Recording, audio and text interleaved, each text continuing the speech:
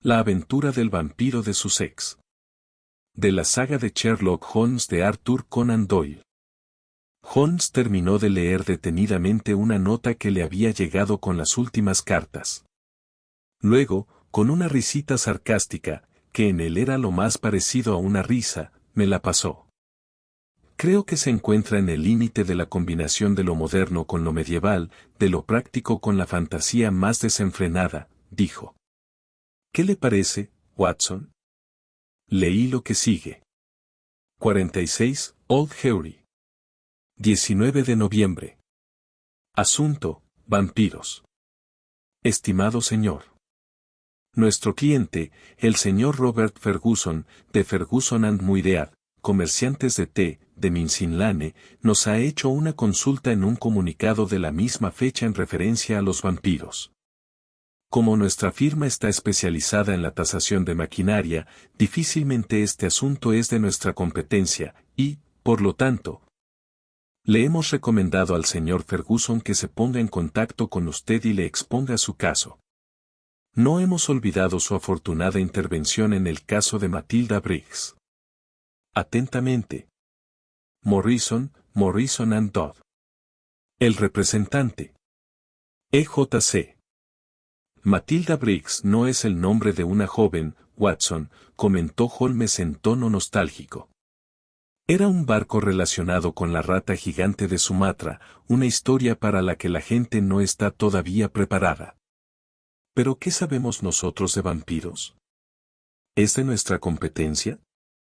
Cualquier cosa es preferible a la inactividad, pero parece que nos vemos mezclados en un cuento de los hermanos Grimm. Alargue el brazo, Watson, y veamos qué tiene la quinta que decir. Me eché atrás en mi asiento y bajé el enorme libro de consulta al que se refería. Holmes lo puso encima de su rodilla y sus ojos se movían despacio y con cariño por los antiguos casos recogidos en él, que se entremezclaban con la información reunida durante toda una vida. Viaje del Gloria Scott, leyó. Feo asunto. Me parece recordar que lo dejó por escrito, Watson, aunque no me siento capaz de felicitarle por el resultado. Victor Lynch, el falsificador. Veneno de un lagarto, el monstruo de Gila. Un caso muy notable. Victoria, la belleza del circo. Vanderbilt y el ratero. Víboras. Vigor, el asombro de Hammersmith. Bueno, con mi vieja enciclopedia. Es insuperable. Escuche esto, Watson. Vampirismo en Hungría. Aquí hay otra entrada, vampiros en Transilvania. Pasó las páginas impacientemente, pero, después de una breve y detenida lectura, tiró al suelo el enorme libro con un gruñido de decepción. Pamplinas, Watson, pamplinas. ¿Qué tenemos nosotros que ver con cadáveres vivientes que solo podemos encerrar en sus tumbas atravesándoles el corazón con una estaca? Es una pura locura. Pero, respondí yo, ¿y si el vampiro no fuera necesariamente un muerto? Una persona viva podría adoptar ese vicio. Por ejemplo, he leído que hay viejos que se beben la sangre de los jóvenes con el fin de mantenerse en su plenitud. Tiene razón, Watson. Aquí se menciona esa leyenda en una de estas entradas. ¿Pero debemos prestarle atención seriamente a ese tipo de cosas? Esta agencia tiene los pies en la tierra y así debe seguir siendo. El mundo es demasiado grande para nosotros. No necesitamos dedicarnos a los fantasmas. Me temo que no podemos tomarnos al señor Robert Ferguson muy en serio.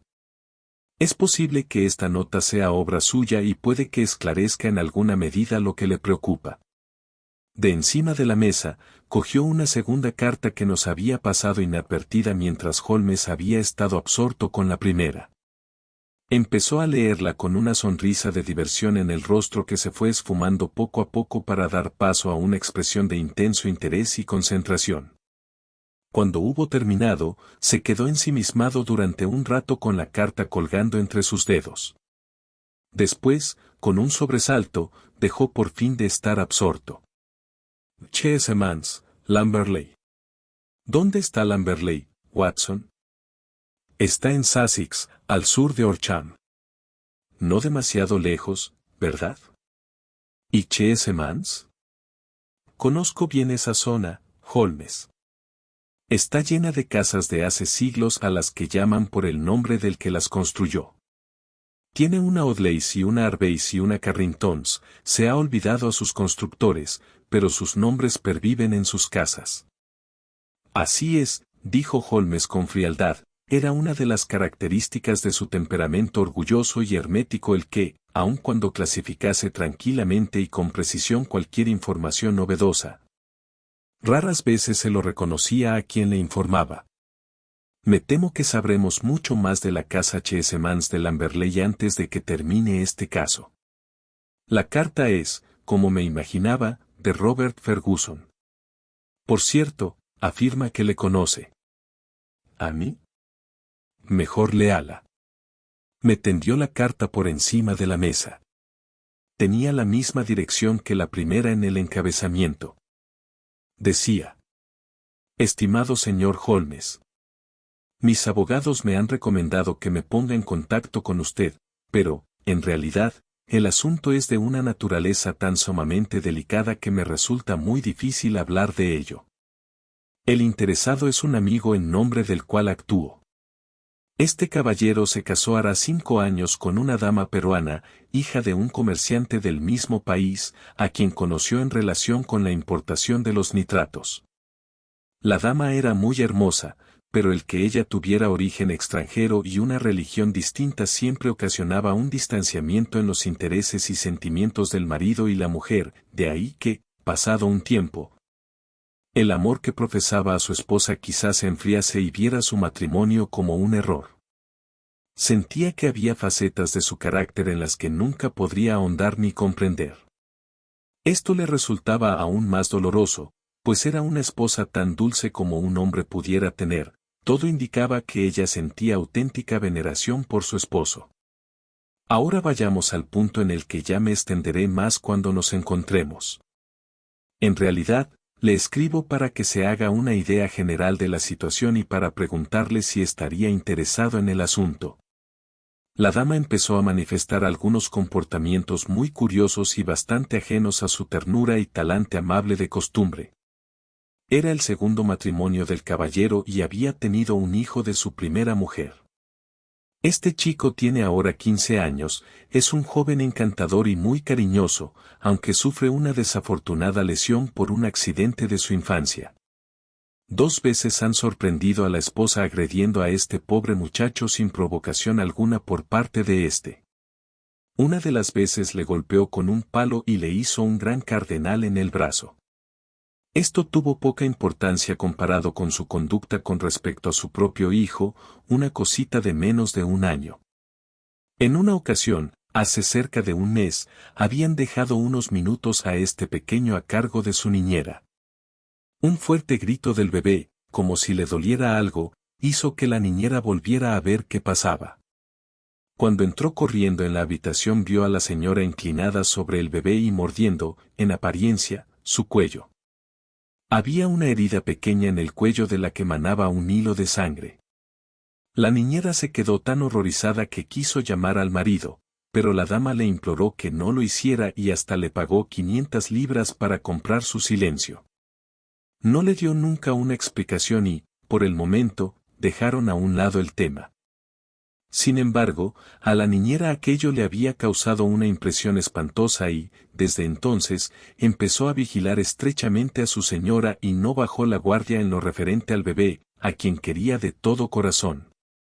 Le pareció que, del mismo modo que ella vigilaba a la madre la vigilaba a ella, y que, cada vez que se veía obligada a dejar al bebé solo, allí estaba la madre para estar con él.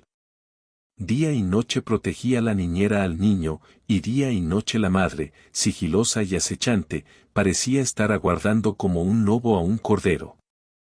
Debo escribirle lo más increíble de todo, pero le ruego que se lo tome en serio, porque la vida de un niño y la cordura de un hombre dependen de ello. Al final llegó un día terrible en que no se le pudieron ocultar más los hechos al marido. A la niñera la traicionaron los nervios, ya no podía soportar la tensión por más tiempo y le confesó todo al hombre. A este le pareció una historia tan descabellada como quizá le parezca a usted en este momento. Sabía que su esposa era una esposa cariñosa, y, salvo los ataques a su hijastro, una madre cariñosa.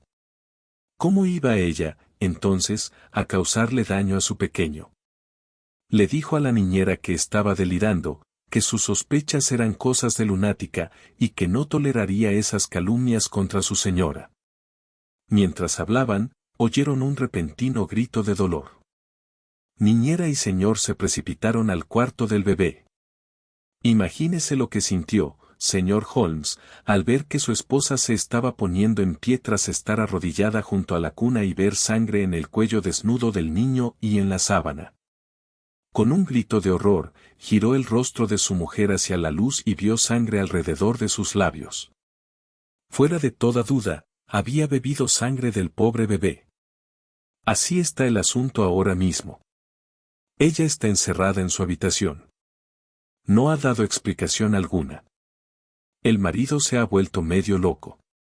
Sabe tan poco como yo del vampirismo más allá del nombre. Hasta ahora pensábamos que era un cuento disparatado de regiones extranjeras. Y, sin embargo, aquí, en el mismo corazón de la muy inglesa Sussex, bueno, acerca de todo ello podemos hablar con usted por la mañana. ¿Me recibirá? ¿Utilizará sus enormes aptitudes para ayudar a un hombre trastornado?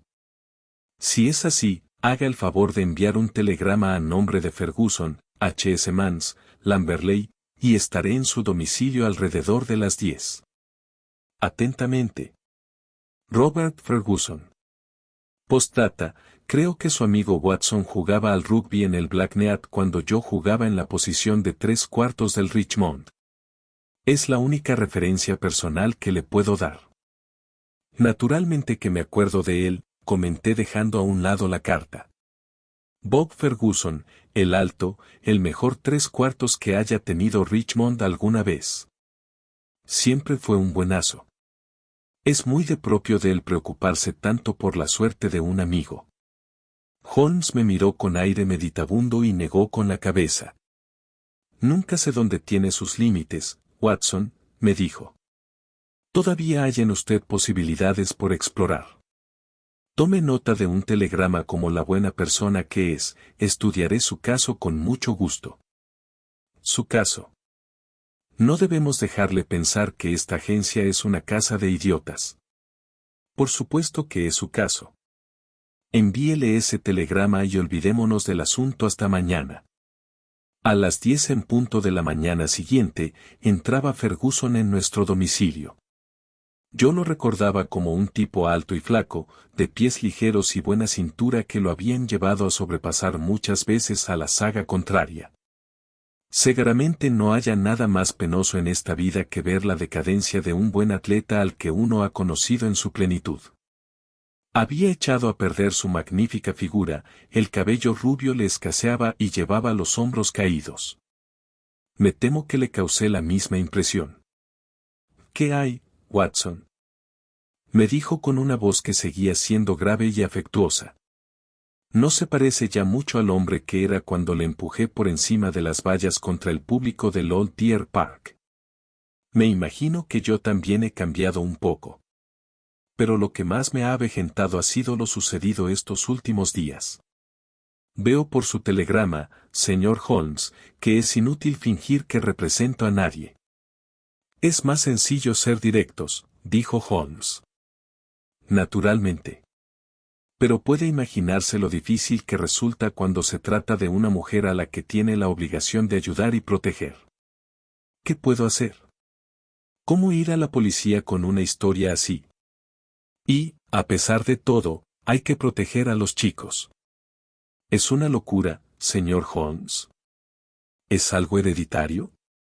¿Ha visto algún caso similar a lo largo de su trayectoria profesional? Por el amor de Dios, deme algún consejo, que estoy desesperado. Es muy comprensible, señor Ferguson. Ahora siéntese aquí y serénese y respóndame a unas pocas preguntas con claridad. Le puedo asegurar que yo no estoy en absoluto desesperado y que confío en encontrar alguna solución. Antes de nada, dígame qué medidas ha adoptado. ¿Su mujer sigue cerca de los niños? Tuvimos una bronca espantosa. Es una mujer muy dulce, señor Holmes. Si hay alguna mujer que haya querido a un hombre en cuerpo y alma, es ella. Le llegó al alma el que descubriera su terrible e increíble secreto. Ni siquiera quería hablar de ello. No respondió de ninguna manera a mis reproches, salvo mirarme con una especie de desvarío y desesperación en los ojos. Luego fue precipitadamente a su habitación y se encerró allí. Desde entonces, se ha negado a verme. Tiene una criada que está con ella desde antes de casarnos, una tal Dolores, que es más una amiga que una sirvienta. Es ella quien le lleva la comida. ¿Entonces el niño no se encuentra en peligro inminente? La señora Mason, la niñera, me ha jurado que permanecerá a su lado día y noche.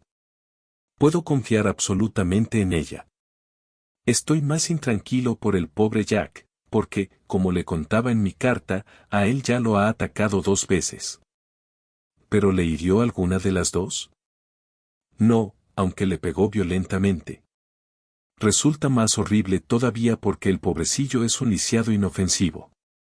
La expresión desolada de Ferguson se mitigó al hablar de su hijo. Podría imaginarse que la condición de mi querido muchacho ablandaría a cualquiera. Se cayó en su infancia y se le torció la columna, señor Holmes. Pero en su interior alberga el corazón más tierno del mundo. Holmes había cogido la carta del día anterior y la estaba releyendo. ¿Quién más vive en su casa, señor Ferguson? 2 sirvientes que no llevan mucho con nosotros. Un mozo de cuadra, Michael, que duerme en la casa. Mi esposa, yo, mi hijo Jack, el bebé, Dolores y la señora Mason. Eso es todo. Tengo entendido que no conocía muy bien a su mujer cuando se casó con ella. La había conocido hacía solo unas semanas. ¿Cuánto tiempo lleva con ella esa criada, Dolores? Unos años. Luego, en realidad, Dolores conoce mejor la forma de ser de su esposa que usted. Sí, se podría decir que sí. Holmes tomó nota. Sospecho, dijo, que puedo ser más útil en Lamberley que aquí. Es un caso en el que se impone que investigue sobre el terreno. Si la dama permanece en su habitación, nuestra presencia no le causará molestia ni inconveniente alguno. Nos alojaremos en la posada, por supuesto. Ferguson se mostró aliviado. Tenía la esperanza de que viniera, señor Holmes. Hay un tren magnífico a las 2 que sale de la estación Victoria si le es posible venir. Desde luego que nos es posible ir. Ahora mismo estamos ociosos.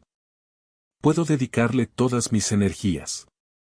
Naturalmente, Watson viene con nosotros. Pero hay 1 o 2 aspectos que deseo tener muy claros antes de empezar.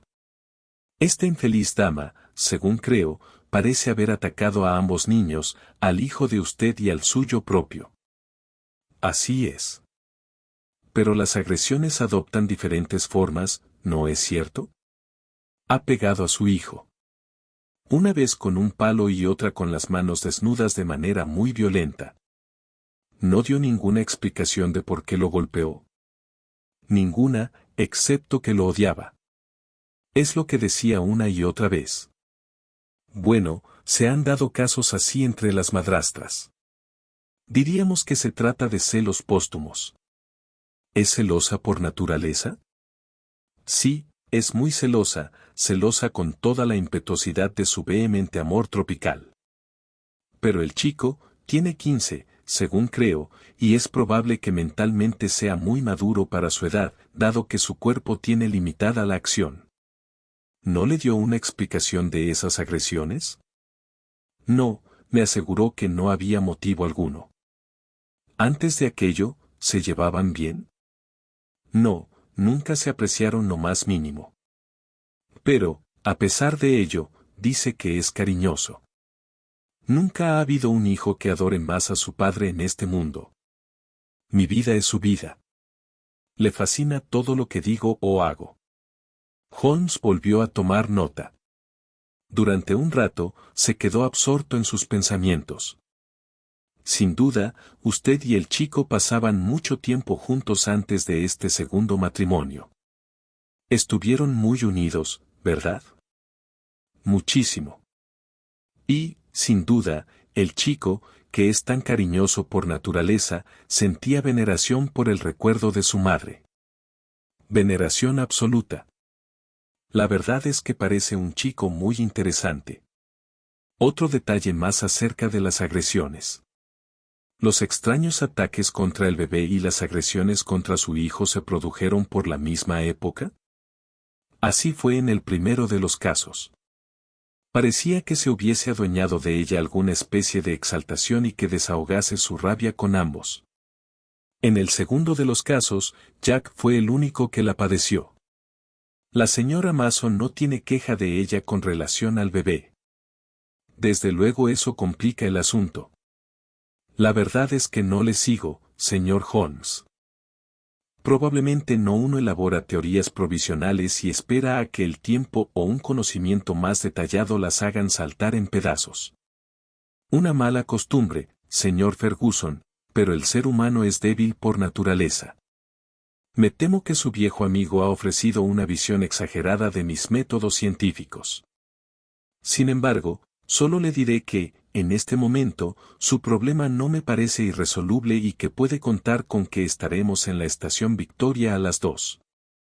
Fue una tarde de un gris día neblinoso de noviembre cuando, tras haber dejado nuestras maletas en el Checkers, en Lamberley, transitamos en coche por la arcilla de un largo y serpenteante sendero de Sussex hasta llegar por fin a la casa de campo vetusta y apartada donde vivía Ferguson. Era un edificio grande y desangelado, muy viejo en la parte central y muy nuevo en las alas, que estaban rematadas con chimeneas de estilo Tudor y un tejado a dos aguas con tejas de horcham salpicadas de liquen. Los escalones de la entrada se habían combado y en los viejos azulejos que revestían el porche había dibujados un queso y un hombre, blasón del constructor original. En el interior, los techos estaban estriados por pesadas vigas de roble, y los suelos irregulares, abombados y con profundas abolladuras. En todas partes del ruinoso edificio se percibía un olor a viejo y a decadencia. Había un salón principal muy grande al que nos condujo Ferguson. Allí, en una enorme y rancia chimenea tras una pantalla de hierro con fecha de 1670, ardía y crepitaba un magnífico fuego de leña. Cuando miré en torno a mí, vi que en la sala había una peregrina mezcla de fechas y lugares. Las paredes, revestidas de madera hasta media altura, probablemente fueran de la época del propietario original, un pequeño terrateniente del siglo XVII. Sin embargo, estaban adornadas en la parte baja por una acertada serie de acuarelas modernas, mientras que en la parte de arriba, donde la madera de roble daba paso al yeso amarillo, había colgada una cuidada selección de herramientas y armas sudamericanas que, sin duda, había traído la dama peruana que se encontraba en la planta superior. Holmes se levantó, con esa viva curiosidad que emanaba de su inquieta mente, y las estudió con cierta dedicación. Pero bueno, exclamó. Pero bueno. Había un perro de aguas echado en una cesta en la esquina. Se acercó despacio hacia su amo, caminando con dificultad. Sus patas traseras se movían de forma irregular y arrastraba la cola por el suelo. Luego le lamió la mano a Ferguson. ¿Pasa algo, señor Holmes? El perro. ¿Qué le ocurre? Al veterinario también le extrañó. Una especie de parálisis. Pensaba que era meningitis, pero se está poniendo mejor. Estará bien del todo muy pronto, ¿a que sí, Carlo? La cola gacha se estremeció asintiendo. Los ojos tristes del perro nos miraban a uno y a otro. Sabía que estábamos hablando de su caso. ¿Sucedió de repente? En una única noche. ¿Hace cuánto? Hará 4 meses. Muy curioso. Da mucho que pensar. ¿Qué conclusión saca de ello, señor Holmes? Una confirmación de lo que ya había pensado. Por amor de Dios, ¿en qué está pensando, señor Holmes?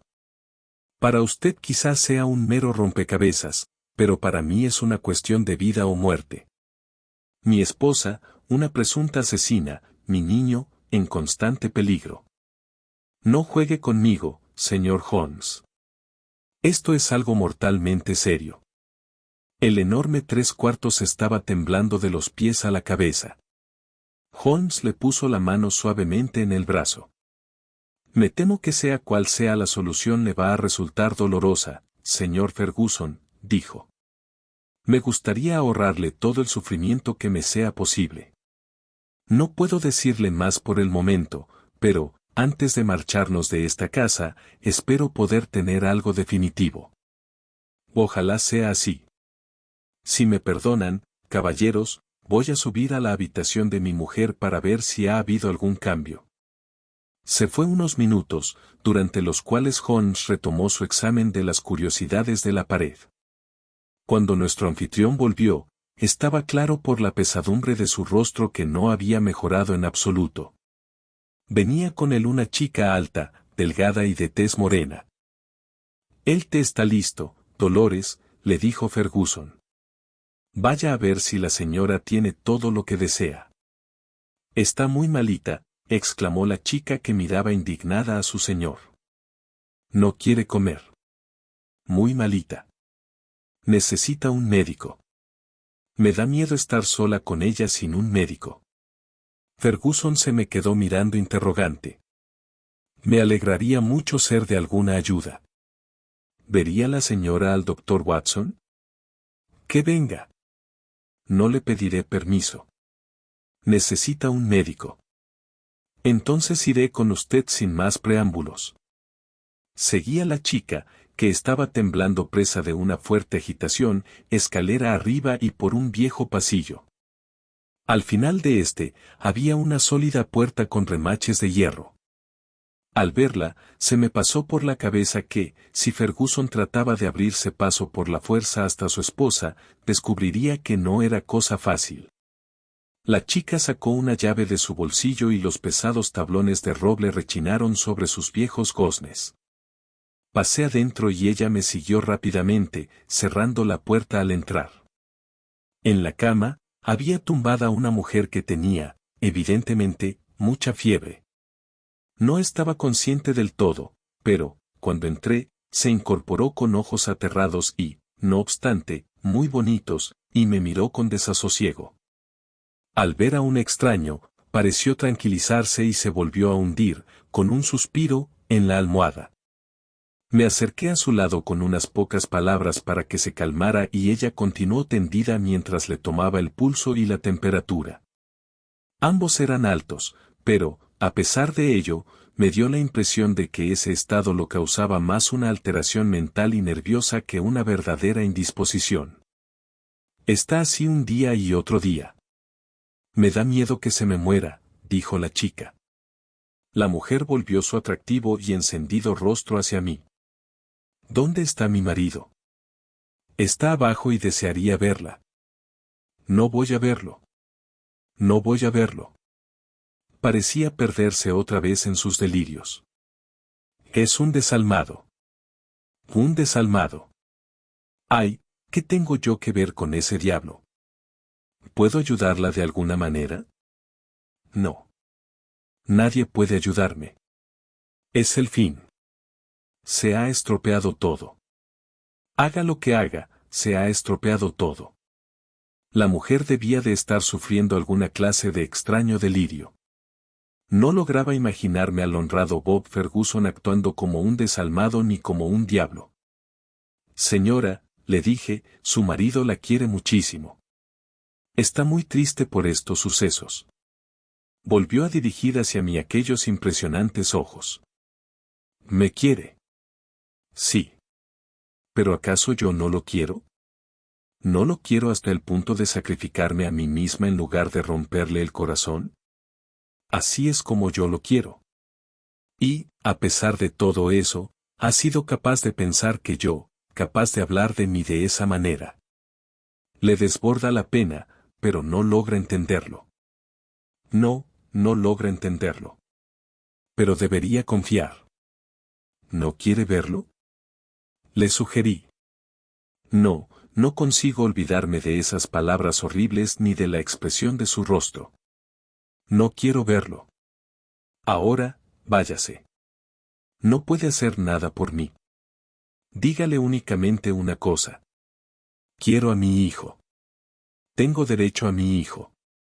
Ese es el único mensaje que le quiero transmitir. Volvió el rostro hacia la pared y no dijo nada más. Bajé de nuevo al salón, donde Ferguson y Holmes seguían sentados junto al fuego. Ferguson escuchó de mal humor mi resumen de la entrevista. ¿Pero cómo voy a enviarle al niño?, dijo. ¿Cómo sé que no le va a dar otro extraño arrebato? ¿Cómo podré olvidarme alguna vez de cómo se levantó de su lado con su sangre en la boca? Se estremeció al recordarlo. El niño está a salvo con la señora Mason y debe quedarse con ella. Una elegante doncella, lo único moderno que habíamos visto en la casa, había traído un poco de té. Mientras lo estaba sirviendo, se abrió la puerta y entró un joven en la habitación. Era un chico singular, pálido de cara y rubio de pelo, con unos ojos azul claro nerviosos que se iluminaron con un brillo súbito de emoción y alegría cuando se detuvieron en los del padre. Se precipitó hacia él y le rodeó el cuello con los brazos impetuosamente con la falta de miramientos de una chica enamorada. «¡Ay, papi!», exclamó, «no sabía que llegarías tan pronto. Habría estado aquí para recibirte. ¡Ay, me alegro tanto de verte!». Ferguson se liberó delicadamente del abrazo con ligeras muestras de incomodidad. «Ay, amiguito», dijo, dando unas palmaditas en la cabeza rubia con mucha ternura. «He venido antes porque he convencido a mis amigos, el señor Holmes y el doctor Watson, de que se acercaran a pasar la tarde con nosotros». ¿El señor Holmes? ¿El detective? Sí.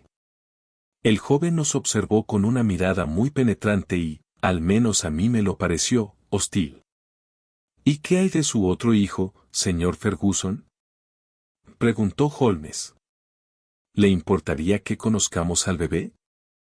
«Pídele a la señora Mason que baje al niño», dijo Ferguson.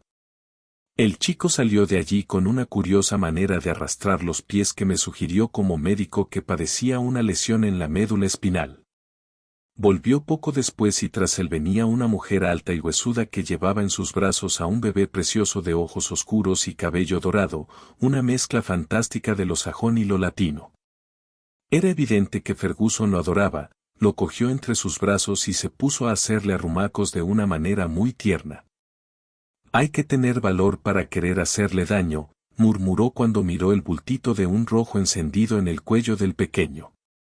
En ese momento, dio la casualidad de que miré a Holmes y vi en su expresión que observaba todo con una atención muy particular. Su rostro estaba petrificado, como si lo hubiesen tallado en marfil, y sus ojos, que se habían detenido un momento en el padre y el hijo, estaban ahora clavados con impaciente curiosidad en algo al otro extremo de la habitación.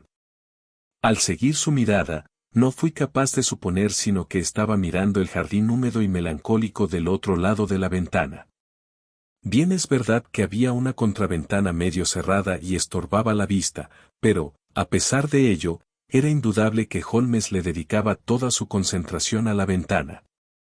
Entonces, sonrió y sus ojos se dirigieron de nuevo hacia el bebé.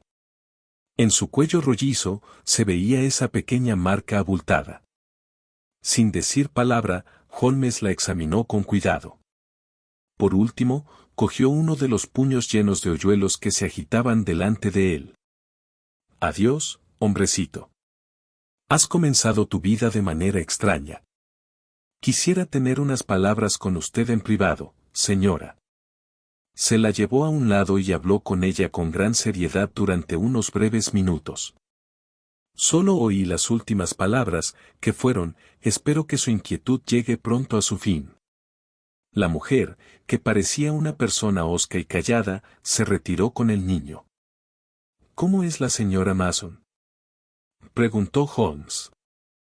No muy agradable en apariencia, como puede ver, pero tiene un corazón de oro y se desvive por el pequeño. ¿A ti te cae bien, Jack?, dijo Holmes, volviéndose de repente hacia el chico. Su expresivo rostro se ensombreció y negó con la cabeza. Jackie es muy extremo en sus simpatías y antipatías, dijo Ferguson, que rodeó al chico con el brazo. Por suerte, estoy entre las primeras. El chico suspiró y arrimó la cabeza al pecho de su padre. Ferguson lo apartó con delicadeza.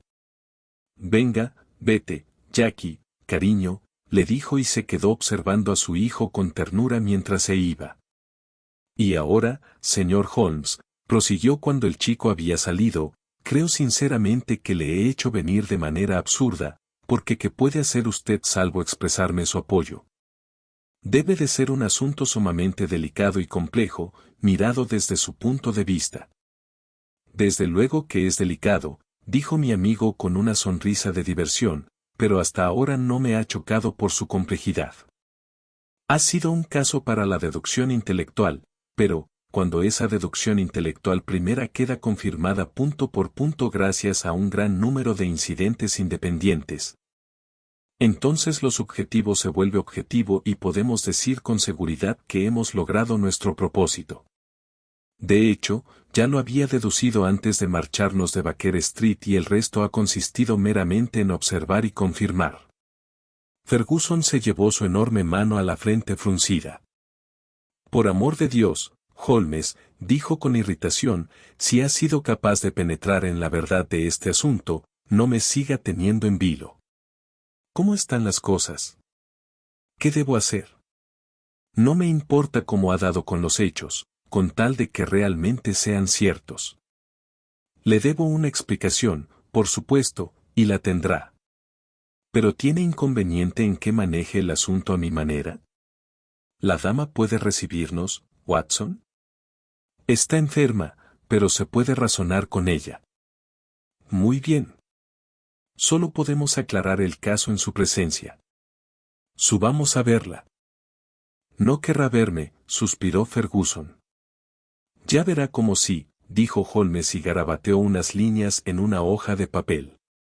Usted por lo menos va a poder entrar, Watson. ¿Tendría la amabilidad de entregarle esta nota a la dama? Volví a subir y le di esa nota a Dolores, quien abrió cautelosamente la puerta. Al instante, se oyó un grito procedente del interior, un grito en que parecían mezclarse la alegría y la sorpresa. Dolores se asomó afuera. Los verá. Va a escucharlos, dijo. A mi llamada, Ferguson y Holmes subieron hasta la puerta. Cuando entramos en la habitación, Ferguson dio 1 o 2 pasos hacia su mujer, que estaba incorporada en la cama, pero ella le rechazó con un gesto de la mano. Él se hundió en un sillón, mientras Holmes se sentaba a sí mismo junto a él después de saludar con una reverencia a la dama, que se le quedó mirando con unos ojos desorbitados por la sorpresa. Creo que podemos prescindir de Dolores, dijo Holmes. Oh, como quiera, señora, si prefiere que se quede, no veo objeción alguna. Y ahora, señor Ferguson, le diré que soy un hombre muy ocupado con muchos clientes, y mis métodos han de ser breves y directos. La cirugía más rápida es la menos dolorosa. Permítame afirmarle algo que le dejará más tranquilo. Su mujer es una mujer excelente, muy cariñosa y a la que han tratado muy mal. Ferguson se levantó dando un grito de alegría.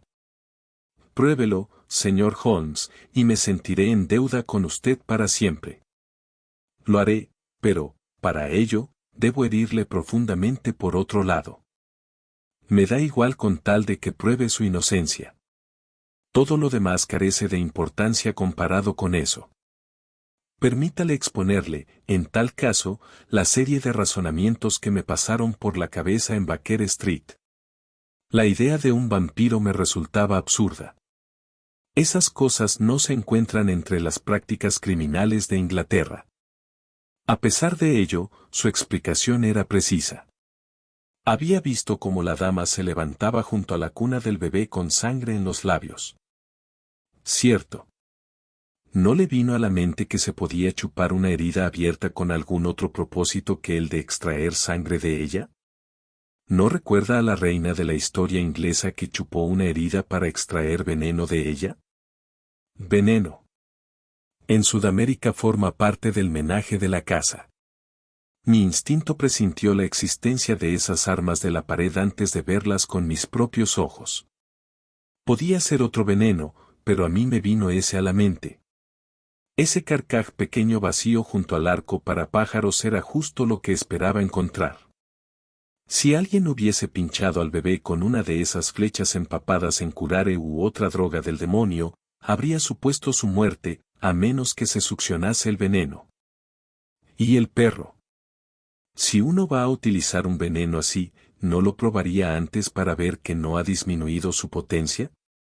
No había previsto lo del perro, pero, al menos, supe ver lo que le pasaba y que encajaba con mi reconstrucción de los hechos. ¿Lo entienden ahora? Su mujer temía que en algún momento atacasen a su hijo.